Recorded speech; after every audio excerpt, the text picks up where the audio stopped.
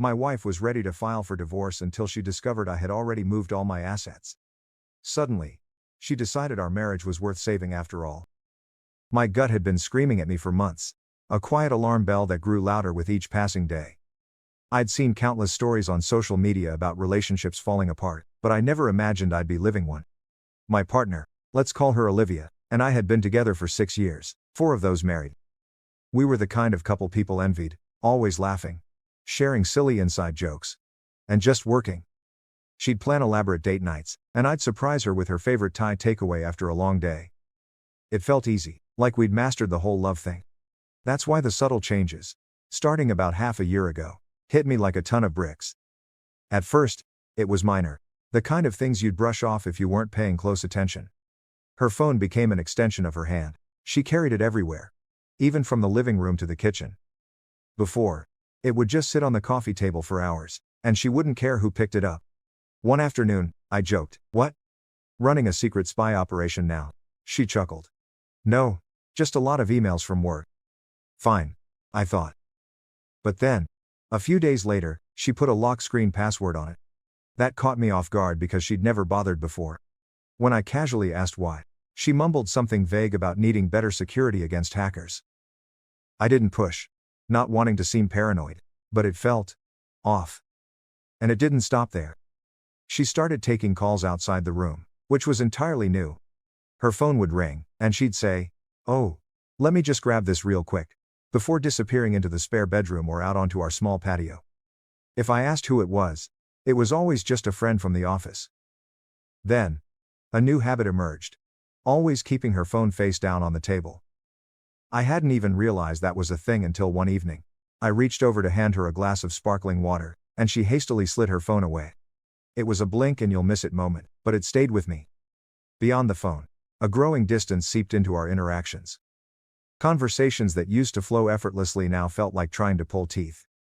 If I brought up future plans, like where we should go for our upcoming anniversary, or if we should start saving for a new SUV, she'd just nod vaguely and say, "Yeah, we'll see," before changing the subject. It all clicked into place one dreary Tuesday. She told me she was meeting a colleague for coffee after work. Not unusual, she did that sometimes. I happened to be running errands in the same part of town, so I figured, why not surprise her? It would be a sweet gesture. When I arrived, however, she wasn't with her colleague. She was standing outside the coffee shop, pacing back and forth, her phone pressed to her ear. I stayed in my car. Something about the intensity of her voice seemed serious. I didn't mean to eavesdrop, but I caught snippets. "It's almost ready. And starting fresh soon." My stomach clenched. I couldn't quite piece together what she was talking about, but it definitely didn't sound like a work project or a friend's drama. It sounded bigger, grander, like something deeply personal she had meticulously planned. When she got home, I tried to sound casual as I asked how her coffee date went. She launched into a detailed story about her friend complaining about a difficult boyfriend. It was so unexpected that I just stared at her for a moment. Later that week, she brought up our finances. "Hey," she said. "I just think we should have everything in one place. You know? Like all our account details, passwords, important documents. Just in case of an emergency." I wasn't sure what to say. This was a conversation we'd never had before, and the timing felt incredibly suspicious, given everything else I'd noticed. "What kind of emergencies?" I asked, trying to keep my voice even. She just shrugged. "It's just smart, isn't it? What if something happens to one of us? Or, what if we need to make a big financial decision quickly? They have a longs of the long already." Her argument made sense on the surface, but the way she delivered it felt too rehearsed, too polished, as if she'd been waiting for the perfect moment to bring it up.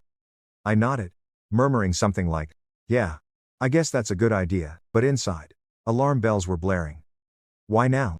Why were we suddenly worried about consolidating our finances when we'd always managed them separately and loosely? That night, her words replayed in my mind, trying to make sense of them. Was I overthinking it? Was this just normal adult behavior? But then I remembered the hushed phone calls, the overheard conversation at the cafe, and her recent emotional distance.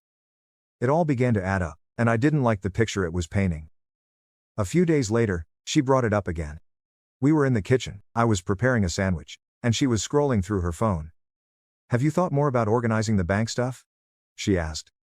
"Like, do you know where all the account details are?" I slowly put down the bread knife and turned to face her. Okay. What's going on, Olivia? I asked, keeping my tone light but firm. You've been talking about finances a lot lately. Is there something we need to discuss? She finally looked up from her phone. A flicker of surprise in her eyes that I'd pressed her on it. No. Nothing's wrong, she responded a little too quickly. I just think it's important, that's all. You know. For emergencies. Emergencies? Like what? I pressed.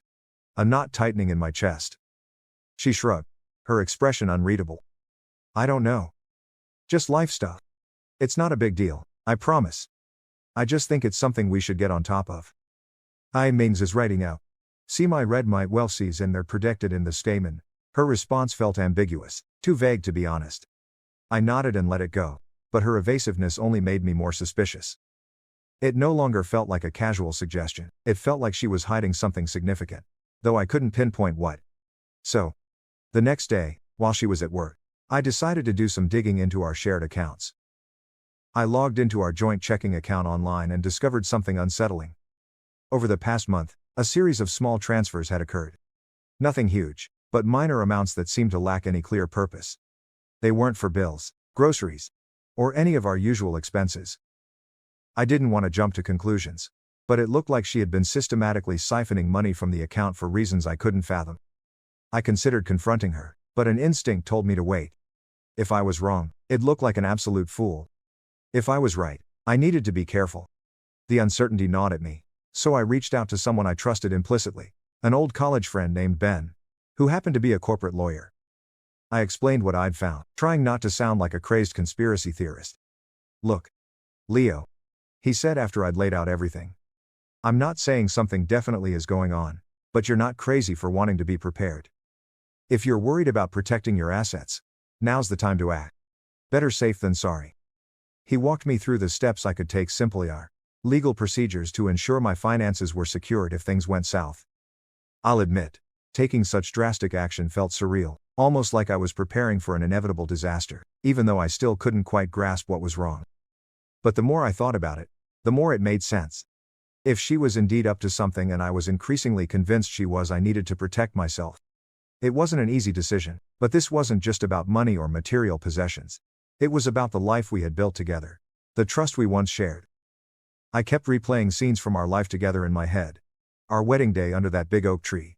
The late night talks about our dreams, the silly little jokes only we understood. How did we get here? The thought of taking these steps felt like admitting defeat, like I was officially giving up on the trust we once shared. That evening, while she was out late for a supposed team dinner, I sat at my desk and opened my laptop. My hand trembled as I began navigating through our life, now reduced to a series of digital files. Bank statements, investment accounts, the deed to our house. Every document I opened felt like a betrayal, but a persistent voice in my head kept reminding me, this is about survival, not sabotage. I wasn't trying to hurt her, I was trying to stop whatever was coming from destroying me. I compiled a list of everything I could transfer, and the steps required to do it without raising red flags. As I typed, a crushing weight settled in my chest. I had trusted this woman completely for years.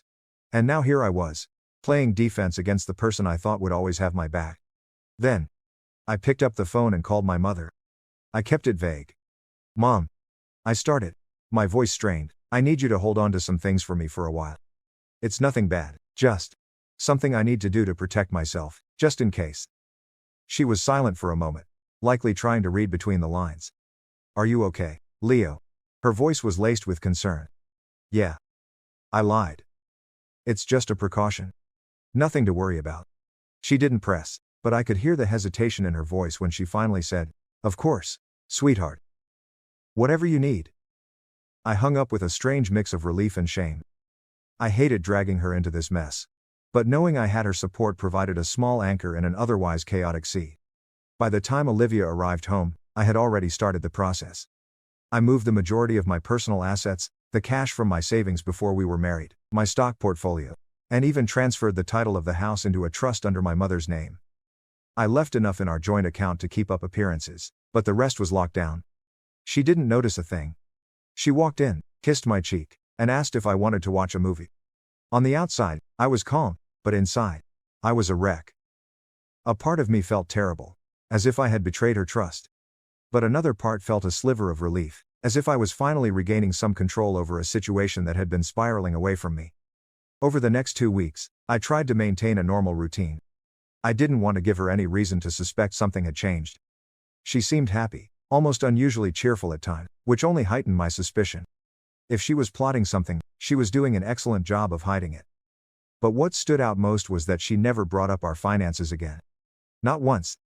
It was as if the subject had completely vanished from her mind. The silence on that topic only made me more anxious. It wasn't like her to drop something she deemed important. It felt like she was waiting, testing the waters to see if I would bring it up, and my silence was her answer. Whatever her next move was, I knew I had to be ready. Something was coming. I just didn't know when or how. Then, one Friday night, it happened. She sat me down on the couch, turned off the television, and said, "We need to talk." My stomach plummeted. I knew, even before the words left her mouth, what was coming next. "I think we should get a divorce," she said, her voice so calm it sounded rehearsed. There was no anger, no sadness, just a clinical coldness, as if she were telling me we were out of milk. I stared at her, unsure how to respond, as she laid out her case. She talked about needing space, wanting to figure herself out, and feeling like she'd lost her identity in our marriage, standard breakup lines that explained nothing. But then she said something that struck a different chord. "You know, I've made a lot of sacrifices for you over the years, and I don't think you really appreciate them. I deserve more." That last part stung. It wasn't just that she wanted out, she was framing it as if I owed her something. As if this was all my fault, and she was simply claiming what was rightfully hers. As I sat there, a new question emerged. "Why now?"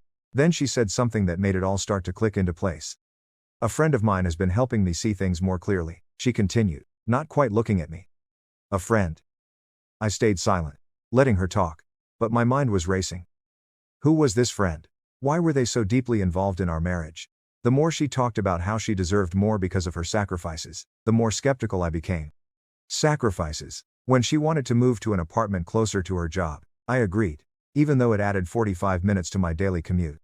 When she wanted to attend an expensive art workshop last year, I made sure we budgeted for it, even forgoing a hiking trip I'd been looking forward to so she could go. I supported her when she decided to quit her stable job to start an online boutique, telling her it was okay to take the risk because I wanted her to be happy. I thought being a good husband meant putting her first. Her "I deserve more" line felt like a calculated lie. The woman sitting in front of me was not the woman I married, and I wasn't going to let her rewrite our history to fit her new narrative. I didn't argue, or beg. Instead, I just nodded and said something neutral, like, "If that's how you feel, I guess we should figure out the next steps." She seemed taken aback that I wasn't putting up a fight. But I didn't care. My focus had already shifted. She hadn't just woken up one day and decided she wanted out. This was planned, and I needed to find out who, or what, was pulling the strings. After that conversation, she moved into her own apartment, and the divorce papers arrived the following Monday.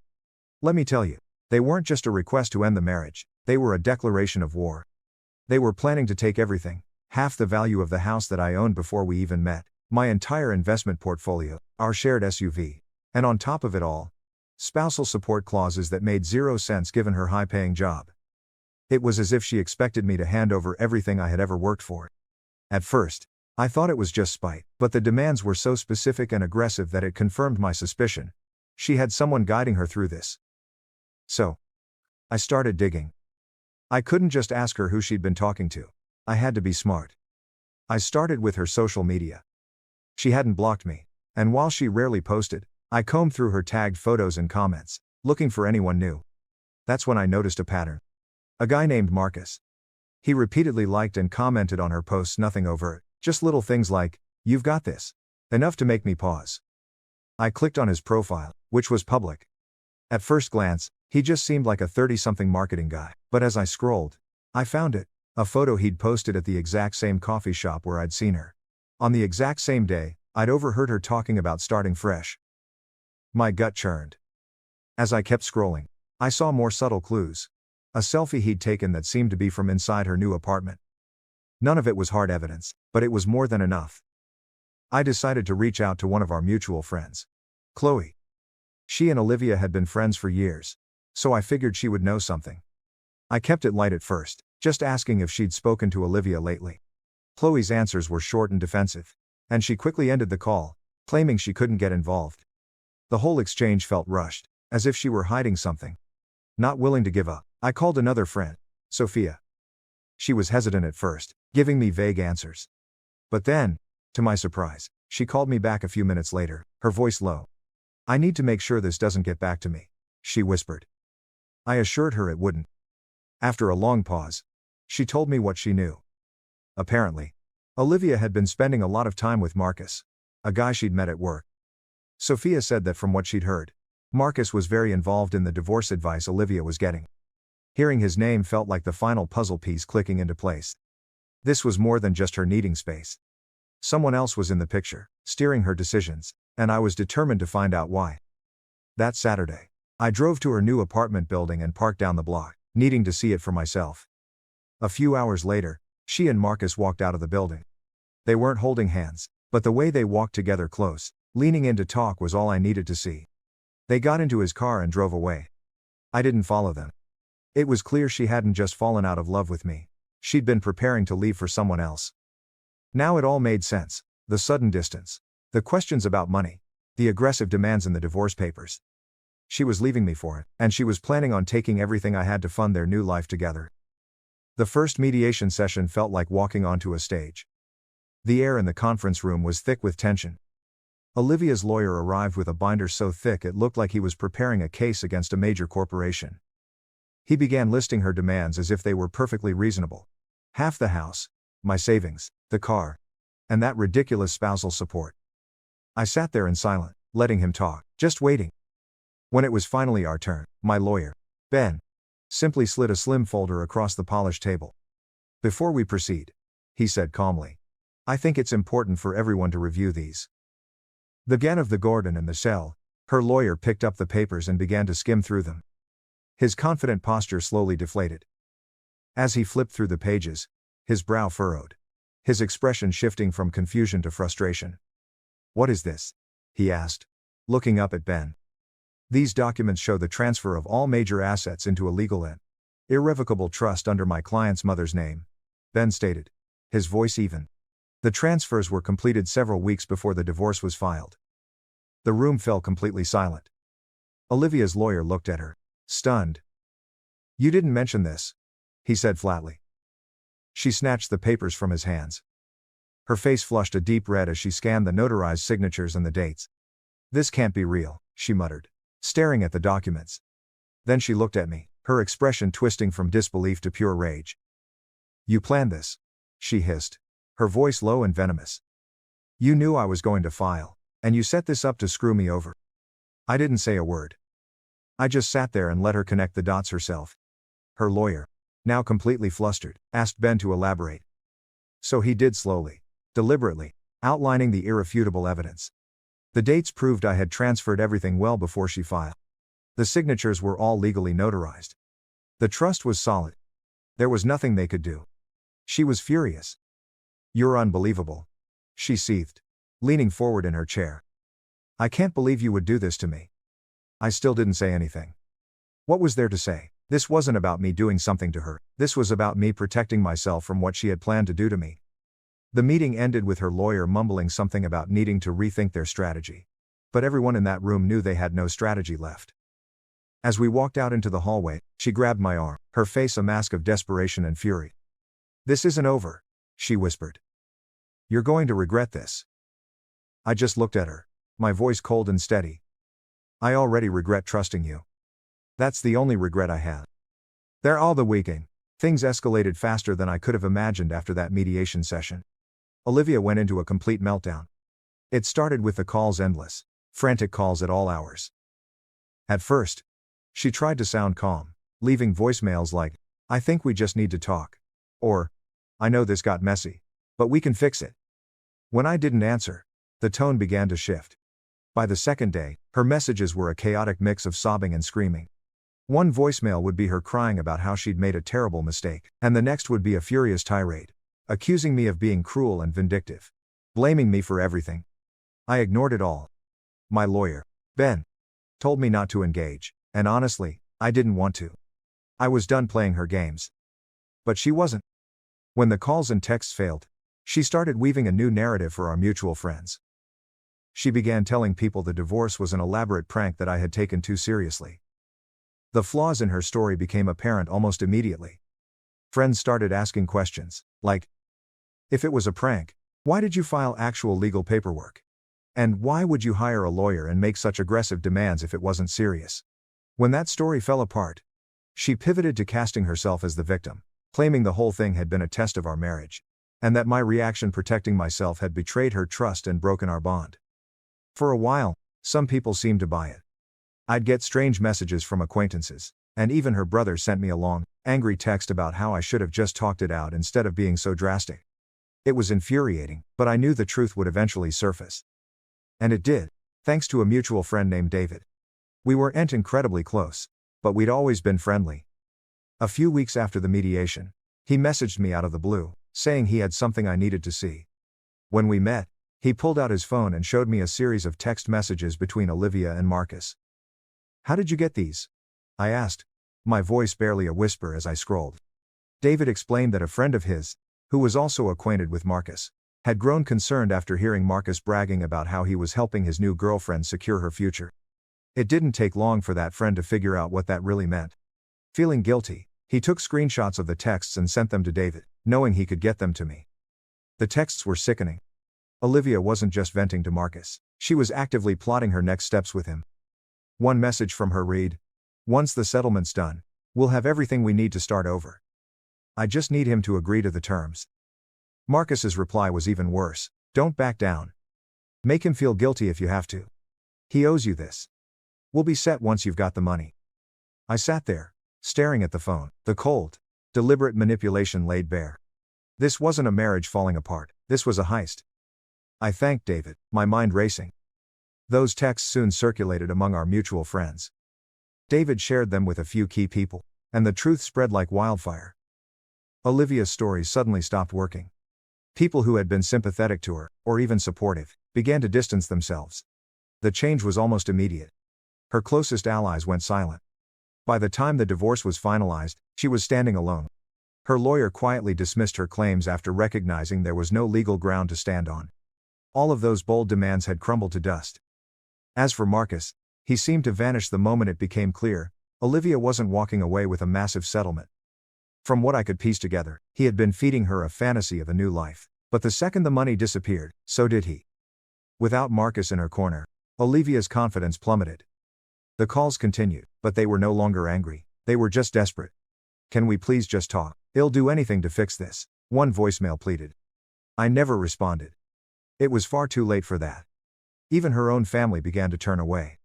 Her brother called me one evening and apologized for the things Head said, explaining he finally understood what she had been trying to do. In the end, I got the house, my savings, and something I hadn't realized I'd lost, peace of mind. My mother, as always, was my rock. The weekend after everything was settled, she came over with buckets of paint and a list of ideas to help me reclaim the space as my own. We spent the day painting the living room a warm, calming shade of blue, covering up the old beige walls that held so many hollow memories. Now, life feels like it's truly mine again. There's no more second-guessing every interaction, no more gnawing feeling of betrayal. Just peace. She is a chapter of my past that I no longer have to read, and the rest of the story is entirely mine to write. Thank you for watching. If you enjoyed this video, don't forget to subscribe to support the channel. Your support means the world to us.